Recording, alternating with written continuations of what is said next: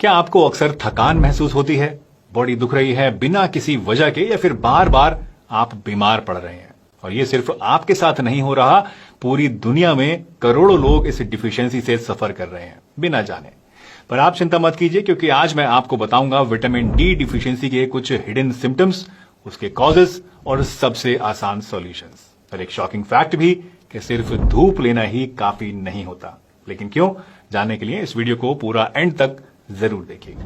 आपने सुना होगा विटामिन डी बोन्स के लिए जरूरी होता है, लेकिन सिर्फ बोन्स के लिए नहीं। विटामिन डी सिर्फ एक विटामिन नहीं, बल्कि एक सुपर पावरफुल हार्मोन है जो कि आपके इम्यून सिस्टम, मसल्स और दिमाग तक को कंट्रोल करता है। यानी विटामिन डी की कमी से सिर्फ फिजिकल हेल्थ ही नहीं, मेंटल हेल्थ पर भी काफी ज्यादा बुरा असर पड़ता है। अगर मैं आपसे पूछूं कि विटामिन डी की कमी का सबसे बड़ा, सबसे कॉमन सिग्नल क्या है, तो शायद आप कहेंगे हड्डियां कमजोर होना। बिल्कुल सही बात है, लेकिन सिर्फ इतना ही नहीं है। विटामिन डी डिफिशियंसी के कई सारे हिडन सिम्टम्स भी होते हैं जो कि अक्सर डेली लाइफ में इग्नोर हो जाते हैं, और यही सिम्टम्स बड़ी प्रॉब्लम्स का सिग्नल होते हैं। तो चलिए एक एक करके इन सभी सिग्नल्स के बारे में डिटेल से समझते हैं। पहला है बहुत ज्यादा थकान महसूस होना।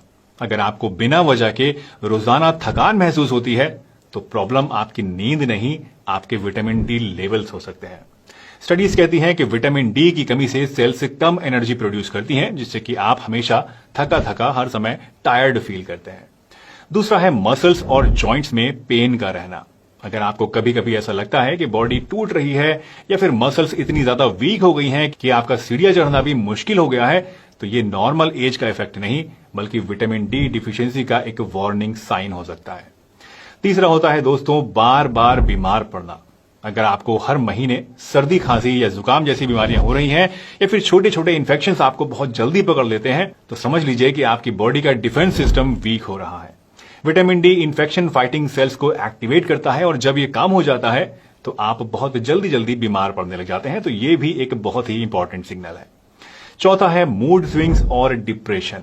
आपने नोटिस किया होगा दोस्तों कि सर्दियों के टाइम में लोग ज्यादा उदास रहते हैं, खासतौर से यूरोप और कुछ दूसरे देशों में जहां पर साल के ज्यादातर हिस्से में ठंड होती है, वहां पर लोग ज्यादा डिप्रेस्ड फील करते हैं। कभी आपने सोचा है कि ऐसा क्यों होता है? ऐसा इसलिए होता है क्योंकि कम धूप का मतलब होता है कम विटामिन डी, और कम विटामिन डी का मतलब है ज्यादा स्ट्रेस और डिप्रेशन। अगर आप बिना किसी वजह के डाउन फील कर रहे हैं तो हो सकता है कि यह सिर्फ स्ट्रेस नहीं, विटामिन डी की डिफिशियंसी हो। पांचवा मेजर सिम्टम है बाल टूटना और स्लो हीलिंग होना। अगर आपके बाल पतले हो रहे हैं या कोई छोटी छोटी चोट लगने के बाद भी या कट लगने के बाद भी वो जल्दी से ठीक नहीं होता है, तो ये भी विटामिन डी डिफिशियंसी का एक बड़ा सिग्नल हो सकता है। अब आप सोच रहे होंगे कि भला कैसे, मुझे धूप भी मिलती है, मैं हेल्दी डाइट भी लेता हूं, फिर भला मेरे अंदर विटामिन डी की डिफिशियंसी कैसे हो सकती है? तो ये वही बात हो गई दोस्तों कि मान लीजिए आप कहें कि मेरे बैंक में तो बहुत सारे पैसे हैं, लेकिन जब आप अपने बैंक में जाएं तो आपको पता चले कि आपका अकाउंट तो नो एक्टिविटी की वजह से फ्रीज हो चुका है और आप पैसे नहीं निकाल सकते। विटामिन डी भी ऐसा ही है, सिर्फ धूप लेने से ही काम नहीं चलेगा, आपकी बॉडी को उसको प्रॉपरली एब्सॉर्ब भी करना होगा। और यही प्रॉब्लम होती है कई सारे लोगों के अंदर जो कि एक हाई रिस्क कैटेगरी में आते हैं। जैसे कि अगर आप ज्यादातर घर में, ऑफिस में या फिर एसी वाले रूम में रहते हैं, तो सोचिए कि आपको धूप कितनी मिलती होगी और कैसे मिलती होगी। और ऐसे में विटामिन डी की कमी का होना तो बड़ा लाजमी सा है। दूसरे, अगर आपका स्किन कलर डार्क है तो ऐसे में भी आपको थोड़ा ज्यादा विटामिन डी प्रोडक्शन कराने के लिए ज्यादा देर धूप में रहना पड़ता है। लेकिन क्यों? क्योंकि मेलानिन जो है, जो कि आपकी स्किन को कलर देता है, ये विटामिन डी के एब्जॉर्ब करने में रुकावट डालता है। मतलब गोरे लोग जो होते हैं वो धूप कम भी लेंगे तो उनको ज्यादा विटामिन डी मिल जाएगा, लेकिन ब्राउन स्किन वाले या डार्क स्किन वाले लोगों को इससे 3-4 गुना ज्यादा टाइम लगता है उतना ही विटामिन डी बनाने के लिए। और इसी तरह से 40 की एज के बाद भी विटामिन डी का प्रोडक्शन कम हो जाता है। जब हम जवान होते हैं तो हमारी स्किन इजीली विटामिन डी को बना लेती है, लेकिन जैसे जैसे एज बढ़ती है वैसे वैसे ये प्रोसेस स्लो हो जाता है। और लास्टली, अगर आपकी बॉडी में ज्यादा फैट हो, यानी आप ज्यादा मोटे हो, तो ऐसे में विटामिन डी फैट सेल्स में स्टोर हो जाता है और ब्लड स्ट्रीम तक नहीं पहुंचता है, और इसकी वजह से आपकी बॉडी में इसकी कमी होने लगती है। इसका मतलब यह है कि मोटे लोगों को दुबले पतले लोगों के कंपैरिजन में विटामिन डी ज्यादा लेना पड़ता है। तो अगर आप इन कैटेगरीज में आते हैं तो समझ लीजिए कि विटामिन डी डिफिशियंसी का रिस्क आपके लिए और भी ज्यादा है। अगर आपको अभी तक के डिस्कशन से पता चल गया है कि आप विटामिन डी डिफिशियंसी के रिस्क पर हैं, तो अब सवाल यह आता है कि इसको ठीक कैसे करें। आप सोच रहे होंगे धूप में बैठ जाओ, प्रॉब्लम सॉल्व। लेकिन क्या सिर्फ धूप लेना काफी है? नहीं, सिर्फ धूप लेने से ही हर किसी को विटामिन डी लेवल नॉर्मल नहीं किया जा सकता। क्यों? क्योंकि कई बार हम सही ढंग से धूप ले ही नहीं पाते हैं या फिर कुछ ऐसी गलतियां कर बैठते हैं जो कि हमारी सारी की सारी एफर्ट्स को बेकार कर देती हैं। तो चलिए समझते हैं 3 साइंटिफिकली प्रूवन सॉल्यूशंस जो कि आपको विटामिन डी डिफिशियंसी से बचाएंगे। तो सबसे पहला है सही तरीके से सनलाइट लेना। यकीन मानिए, अगर आप सही तरीके से सनलाइट लेंगे तो ये सबसे बेस्ट और नेचुरल तरीका है विटामिन डी लेने का। लेकिन कब और कैसे लेना है ये बहुत मैटर करता है। तो सनलाइट लेने का बेस्ट टाइम है सुबह 10 बजे से दोपहर 3 बजे तक। कितने टाइम आपको लेना है? तो लाइट स्किन वालों के लिए 10 से 20 मिनट और डार्क स्किन वालों के लिए 30 से 40 मिनट रोजाना। और कहां लेना है? तो आर्म्स, लेग्स, फेस या फिर बैक, इसको आप डायरेक्ट सनलाइट के एक्सपोजर में रखिए, तभी कायदे में आपको विटामिन डी बॉडी में बनेगा। लेकिन एक बड़ी मिस्टेक जो कि लोग अक्सर करते हैं वो ये कि विंडो के अंदर से धूप लेते हैं। देखिए, ग्लास यूवीबी रेज को ब्लॉक कर देता है। ये वही रेज हैं जो कि आपकी स्किन में विटामिन डी को बनाती हैं।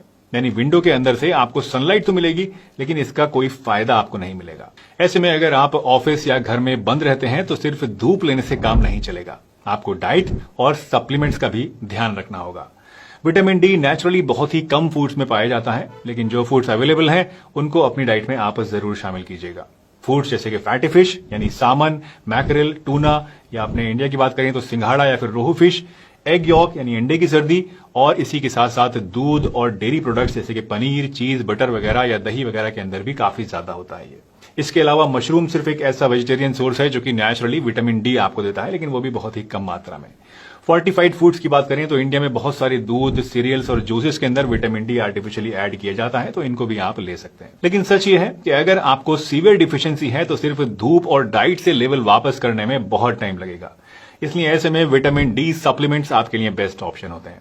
नॉर्मल एडल्ट्स के लिए 1500 से 2000 international units vitamin D per day लेना जरूरी होता है। सीवियर डिफिशियंसी वाले केसेस में 50,000 से 60,000 international units vitamin D weekly 6 से 8 हफ्ते तक ले सकते हैं, लेकिन इसके लिए डॉक्टर की एडवाइस जरूर लीजिएगा। और ओबेज या फिर मैल अब्जॉर्प्शन प्रॉब्लम्स वाले लोगों के लिए इससे भी ज्यादा हाई डोजेस लेने की जरूरत पड़ सकती है। लेकिन एक वार्निंग कि विटामिन डी एक फैट सॉल्युबल विटामिन है, इसका मतलब एक्स्ट्रा डोज लेने से ये आपकी बॉडी में स्टोर होता रहता है। इसलिए बिना टेस्ट किए और बिना डॉक्टर की एडवाइस के बहुत ज्यादा हाई डोजेस में इसको नहीं लेना है। तो बेस्ट स्ट्रेटेजी क्या है? बेस्ट स्ट्रेटेजी ये है कि अगर आपको विटामिन डी डिफिशियंसी से बचना है तो सिंपल 3 स्टेप रूल आपको फॉलो करना होगा। रोजाना 10 से 30 मिनट धूप लीजिए, विटामिन डी रिच फूड्स खाइए और अगर जरूरत पड़े तो इसके सप्लीमेंट्स भी डॉक्टर की परामर्श के बाद आप जरूर लीजिए।